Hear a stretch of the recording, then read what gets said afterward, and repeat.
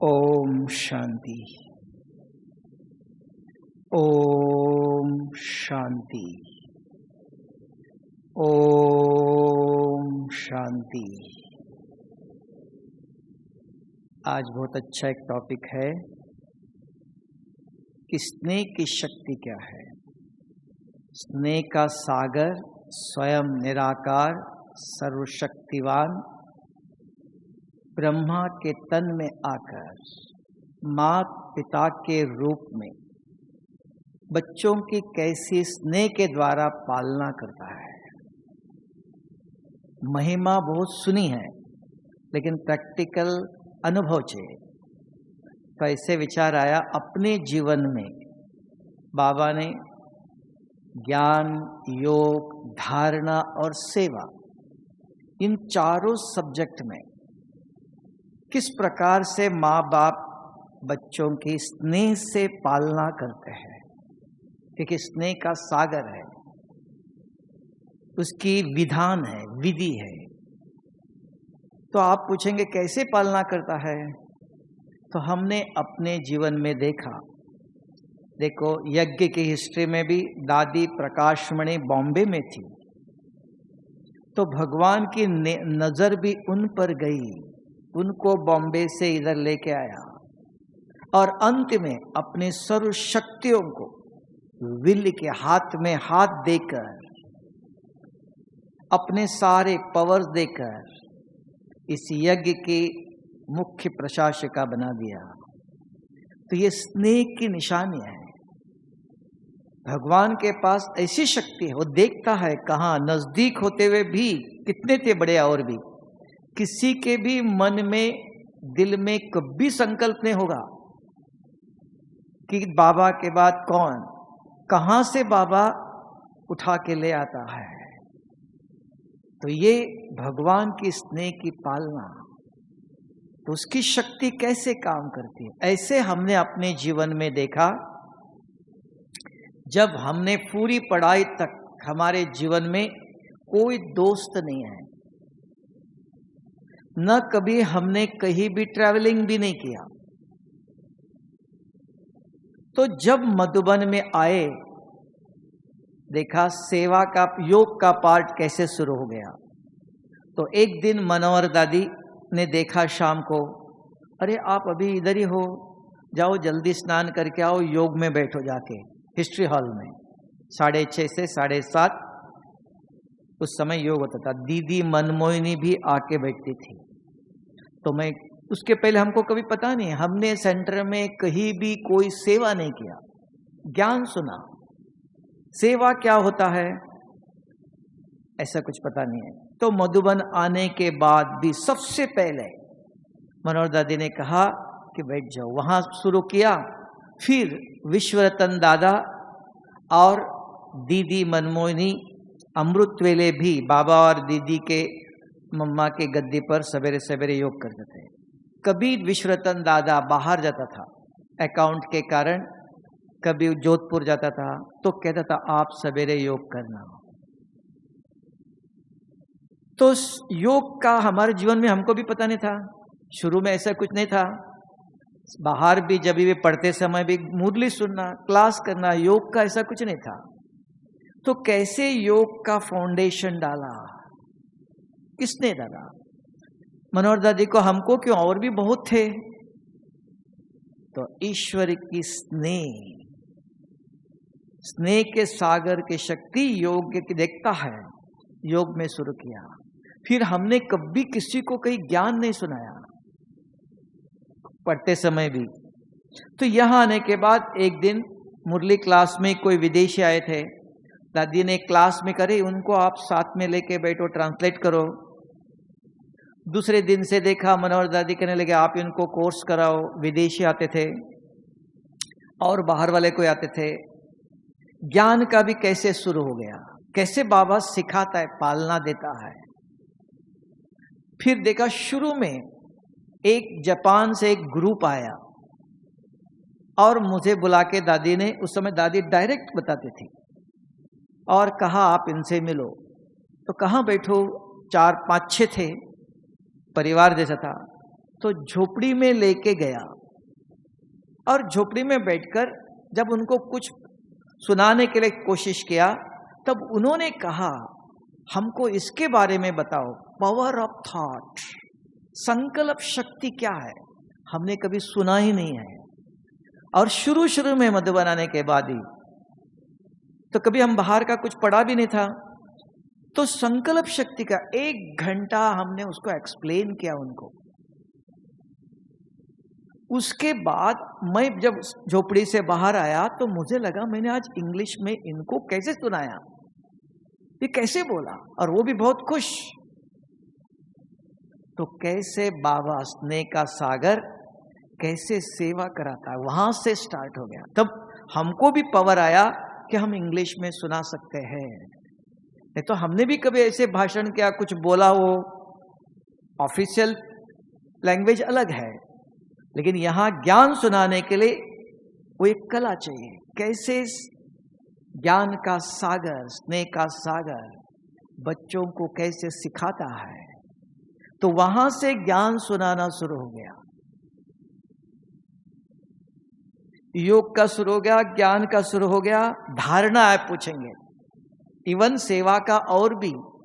उसके बाद थोड़े समय के अंदर ही 1-2-4 साल के अंदर वे सारे विश्व के अंदर जाने के लिए 3 महीना सब कुछ मधुबन में हिस्ट्री हॉल में मोहिनी बहन थी, गुलजार दादी थी, दादिया थी, सब पहले बैठ करके सम्मान करते थे। जाने से पहले फोटो निकाल के पहले भेजते थे एडवर्टाइजमेंट के लिए।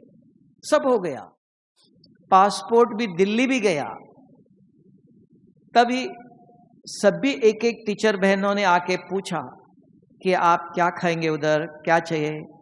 एक बहन को मैंने कहा कि मधुबन में इतनी सेवा है तो बाहर क्यों जाना चाहिए।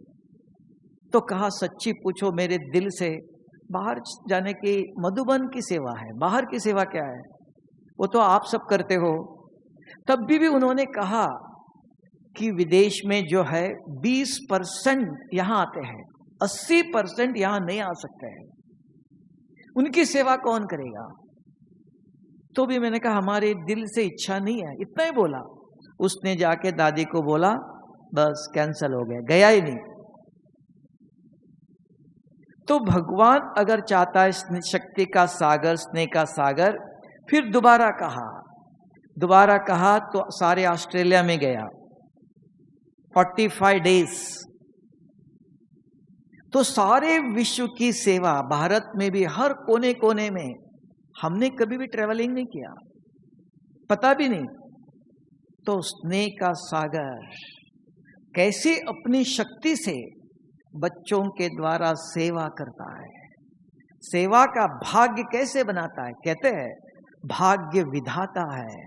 कभी हमने सोचा भी नहीं था कि हम भी सारे विश्व में कहां कहां जाएंगे, और शुरू में मन में इच्छा भी नहीं थी दिल में कि हम विश्व में बाहर जाके सेवा करना चाहिए। मधुबन में ही है, यहां बैठे ही है सवेरे से रात तक, 1 मिनट भी खाली नहीं है। तो स्नेह का सागर की नीति वो आके बच्चों के द्वारा, तब बाबा ने कहा मैं बच्चों के बिगैर कुछ नहीं कर सकता हूं, बच्चों का मुझे साथ चाहिए, लेकिन सिर्फ पात्र देखता है। भगवान को भी पात्र चाहिए, योग्य पात्र चाहिए। योग्य पात्र के द्वारा देखो दादी को कहां से लेके आया, कभी सोचा नहीं, बॉम्बे में थी, और अंत समय पर तो ऐसे बाबा योग्य पात्र को देखता है और अपनी सेवा के द्वारा बच्चों की कैसी पालना करता, बच्चों का कैसा भाग्य बनाता है। नहीं तो हमने कभी सोचा था योग में बैठ के ऐसे योग करो, अमृत वेले, विश्वरतन दादा कहां, दीदी कहां, और वहां सबसे लास्ट में हूं। तो एकदम शुरू से ही क्लास करने के लिए, ज्ञान सुनाने के लिए, हमने देखा कभी एक पुराना कोई भाई बोलता था, अरे ये अभी नए आए हैं, ये क्लास कर रहे हैं। हम किसी को बोल रहा था, हमने सुना, तो मैंने कुछ नहीं बोला। एक दिन मैं कहीं बिजी था, वही भाई मिला सामने, भाई जी आज मैं बिजी हूँ, शाम को आज आप क्लास कराएंगे? नहीं नहीं नहीं नहीं, वो तो आपका काम है। हमने कहा कल तो आप बोल रहे थे कि क्लास करने के लिए आपको भी चांस है, आप भी करो। तो भगवान भी योग्य पात्र देखता है, बड़े छोटे नहीं, पात्रता चाहिए। भाग्य कैसे बनाता है, ये स्नेह की शक्ति है। इसके बाद भी देखा बाबा ने कैसे पालना किया भगवान ने। हम जब मधुबन आया तो बाबा झोपड़ी में इसमें आता था, बाबा के कमरे में सिर्फ दादियां बैठती थी और 2-4 लोग, इतना ही। बाबा का कमरा पहले छोटा था, वहां बाबा आते थे। उसके बाद हिस्ट्री हॉल, उसके बाद आंगन में, उसके बाद मेडिटेशन हॉल, उसके बाद ओम शांति भवन। हिस्ट्री हॉल से लेकर ओम शांति भवन तक एक दिन भी बाबा के सामने मैं नहीं आया और बाबा ने एक दिन भी टोली नहीं खिलाया, कभी भी खाली हाथ नहीं भेजा। हिस्ट्री हॉल से पकड़ के ओम शांति भवन तक सबसे पहले बाबा, मैं डब्बा रख करके जाता था, बुला करके भी डब्बा खोल के दृष्टि दे के टोली देता था सबसे पहले।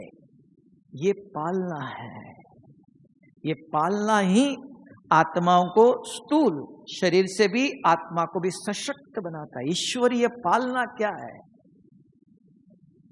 नीति क्या है। और एक दिन भी किसी के कारण बाबा मुरली के बाद बिल्कुल स्ट्रिक्ट बैठता है, तो भी मैं चुपचाप रखे भी गया, बुला करके भी डब्बा उठा करके, और जो चाहे उस समय पूछो भी, जो भी मुझे प्रश्न चाहता कुछ होता था बाबा से सीधा पूछते थे। जब तक दादी नीचे से ऊपर आती है, दादी दीदी टाइम लगता है, हमको जो चाहे पूछो। बाबा क्लियर स्पष्ट बताता, इतना फियरलेस अपनापन। जहां स्नेह होता है वहां डिफरेंस नहीं होता है, अपनापन होता है, हमारा है। एक है कहना मेरा बाबा, और एक पालना दिखाती है। बोलना नहीं पड़ता है, कहना नहीं पड़ता है। तो आत्मविश्वास कहा, कितना नजदीक उस समय से, हर प्रकार, एक दिन भी उस दिन से। और उसके बाद भी दादी दीदी, जानकी दादी को भी देखा, दादी कहती थी जानकी दादी भी, 1 सेकंड मिल के जाओ, दृष्टि दे के जाओ। हमने कहा दादी आपको सुनाई नहीं देता है, बिजी, आपको पता नहीं चलता है। लास्ट में नहीं, आप आओ, सिर्फ दृष्टि दे के जाओ। ये क्यों, क्या मिलेगा उनको? स्नेह, ईश्वरीय स्नेह। ईश्वर वो इनके द्वारा। वो भी देखा कि दादी भी रोज जब नाश्ता करने जाएंगी, क्लास से आते समय देखा हमको, बुला के हाथ पकड़ के ले जाएंगे, मेरे नाश्ता करने चलो। हमने कहा दादी आप नाश्ता करो, मैं आता हूं बाद में। नहीं, आओ, हाथ पकड़ के ले जाएंगे।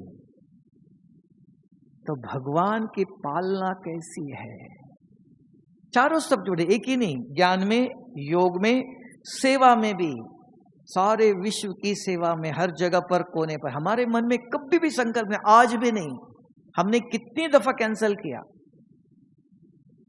उसकी इच्छा। तब कहा कि वो जो चाहता है असंभव को भी संभव करता है। तब बाबा ने कल कहा था कि भान और अभिमान से मुक्त होना चाहते हो तो क्या चाहिए? करन करावन हार करा रहा है। हमारी कोई किसी की योग्यता नहीं है, योग्य पात्र बनाता है। ये ईश्वरीय स्नेह की पालना है। ऐसे धारणा में भी हमने देखा, भोली दादी थी शांति मधुबन में, पहले थोड़े से लोग थे, कभी खाना कम पड़ जाता था, रोटी कम पड़ गई, हम 2-4 सब एक ही जगह पर था, अलग अलग नहीं था। तो भोली दादी करे आप इधर है, आप बनाओ। एक दिन नहीं, रोज ही, दादी उनको बुलाओ ना, वो तो खाली है। अरे आपका भाग्य बन रहा है, आप भाग्य बनाने आए हो। दुनिया में देखो ओवर टाइम करते हैं कमाई करने के लिए, अगर वो नहीं आया तो आपका भाग्य बन रहा है। तब स्मृति आती थी, हम भाग्य बनाने के लिए आए, नौकरी करने नहीं आए। ये समझ नहीं थी। तो जैसे भोली दादी ने भी कैसे भाग्य बनाने की स्मृति, ये सेवा नहीं है, मुझे क्यों करना है, उनकी सेवा मैं क्यों करूं, उनकी इनकी नहीं, आप अपना भाग्य बना रहे हो।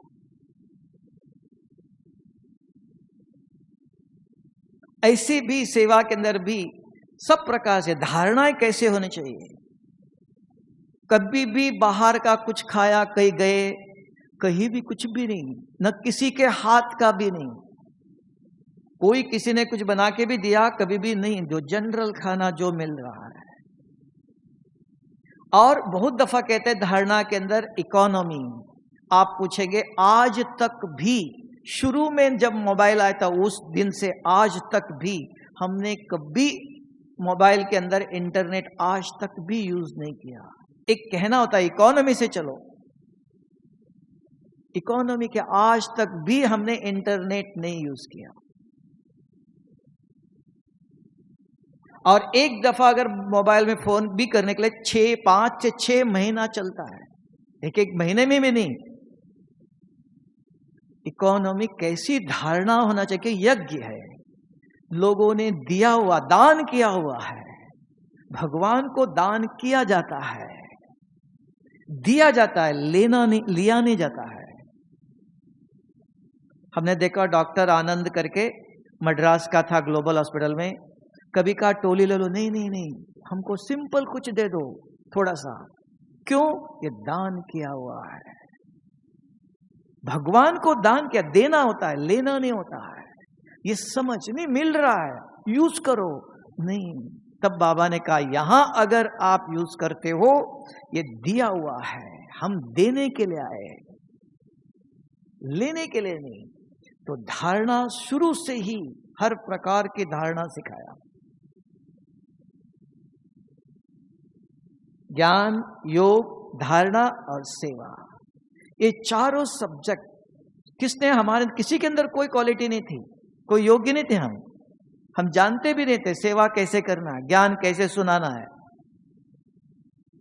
सब कुछ आके स्नेह का सागर, एक एक जगह पर कैसे कर्म करने सिखाता। और हर एक से एक एक दादियां, निमित्त तो वही थे, भोली दादी ने हर प्रकार की शिक्षा सिखाई, ये कैसे करना, वो कैसे करना। मनोहर दादी ने, शांतामणि दादी ने, मुरली क्लास के बाद जानकी दादी, चंद्रमणि दादी अलग लेके बैठते थे, अपने कमरे में बुलाती थी, 15 मिनट बैठो, मुरली के पॉइंट रिवाइज करती थी, और उसके बाद नाश्ता करने जाओ। पहले मधुबन में सभी दादियां होती थी। तो ये ज्ञान की भी धारणा, ज्ञान टपकना चाहिए, इसका चिंतन मंथन करना चाहिए।